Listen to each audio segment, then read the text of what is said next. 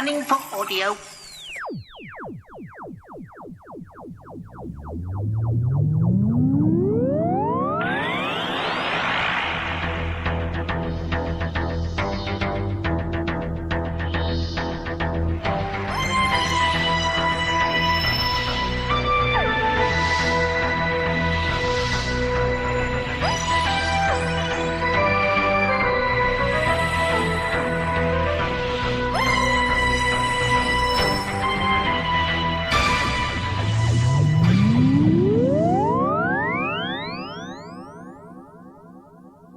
Welcome to another Tin Dog podcast, this time doing Rutans vs Sontarans Grave Moon. So this is the third in the Rutans vs Sontarans box set.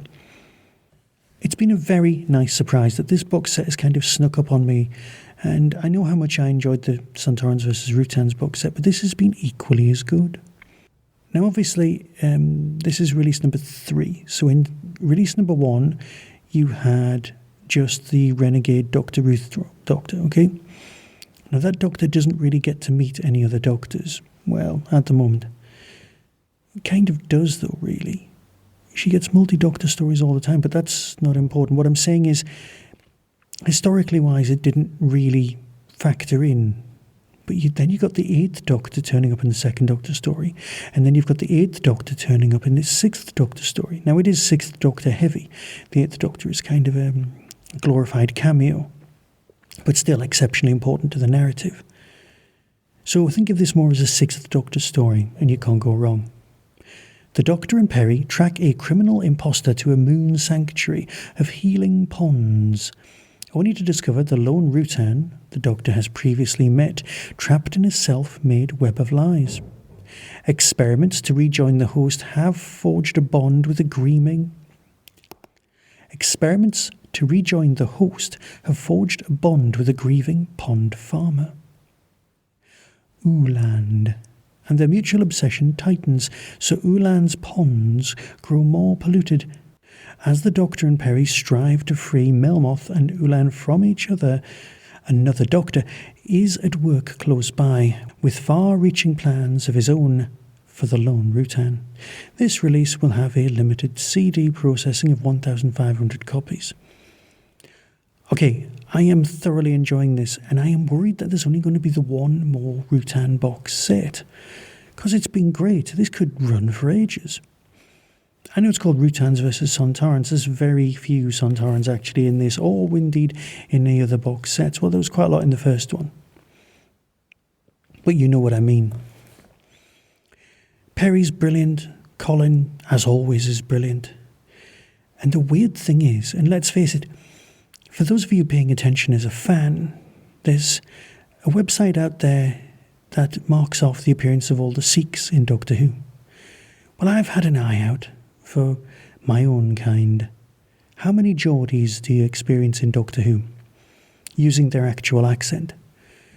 Yeah, there's not a lot out there. I know there's the George Stevenson 6th Doctor time, but you don't experience people with this kind of way, like speaking weird, talking like it, you know. You didn't get that. Now, obviously, you don't get that because that's not understandable to any of the people in the wider world. Talking with a thick Geordie accent, like, and really fast, you know, like, Doctor, what you didn't do? You got to run away from the Daleks, like, eh? None of that, no. But you do get the sing-song version of the Geordie accent, the acceptable one, the one you get when you call a phone centre, call centre, you know, the sort of thing. The one that puts you at ease. The one that makes you go, yes, I will buy that Greg's pasty. You know what I mean? So, it's quite a rare thing in Doctor Who to experience the nice Geordie accent, the one that actually can be understood by the general public. And here we've got 2 characters going on here. It's nice. It's a genuine change because you just don't get the Northern thing. For example, at the moment, we're going to have the King of the North, Andy Burnham, possibly as our next Prime Minister in the UK at this point. And people call him the King of the North. But you have to remember that where I'm from, Manchester, is 160 miles south. The North is subjective. Christopher Eccleston's Doctor talking about coming from the North is nice, but the fact that Historically speaking and geographically speaking, Liverpool is slightly further north, which makes Tom Baker more northern. And the fact that 2 of the Doctors are Scottish, which is very much more northern, means that it's all very subjective. But that's just me rambling.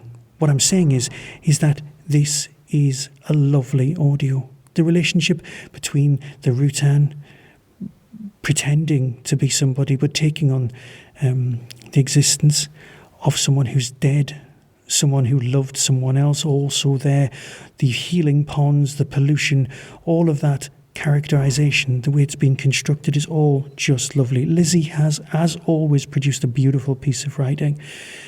But as always, it comes down to relationships, not just the science fiction. The science fiction allows you to experience the relationships of the character, their trauma, the way that they see the world, the way everything develops. We can see this, we can see what you're doing, Lizzie, and it's gorgeous.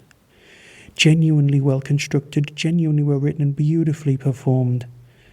I am loving this box set, this series, because, let's face it, a long time ago when you were a child, you watched Colin's Sixth Doctor and you were like, well, is this for me? I don't know.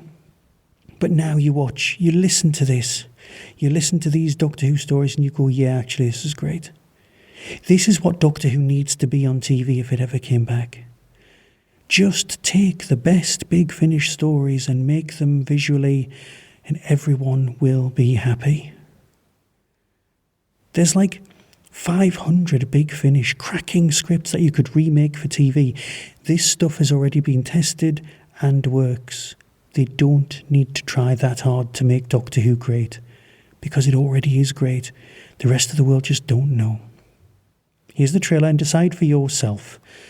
Until next time, be seeing you.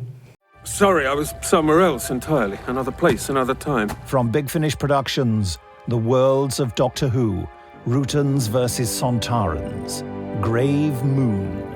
Here we are. Amlis Pack's Moon. One step ahead. Where have you gone?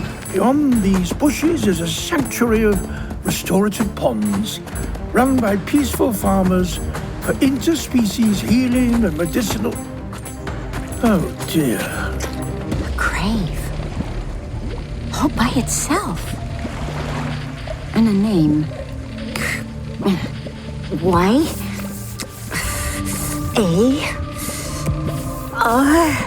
It can't be! Yarin? You are holding a piece of Rutan technology. Rutan? As in Sontaran Rutan War Rutans? The very same. Get away from it, or I'll fire! Oh, my word. This is a little shop of horrors.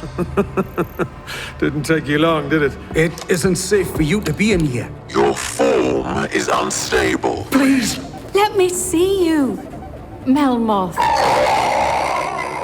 You are a new kind of Rutan. Someone is bringing the Sontaran Rutan War to Amlis Pax. Rutan base located, Commander.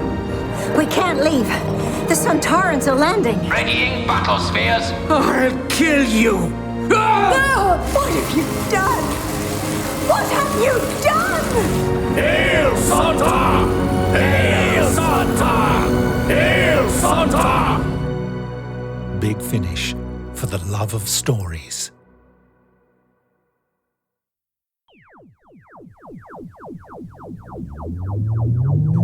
That was the Tin Dog Podcast. All topics discussed are the intellectual property of the copyright owners. No infringement is intended.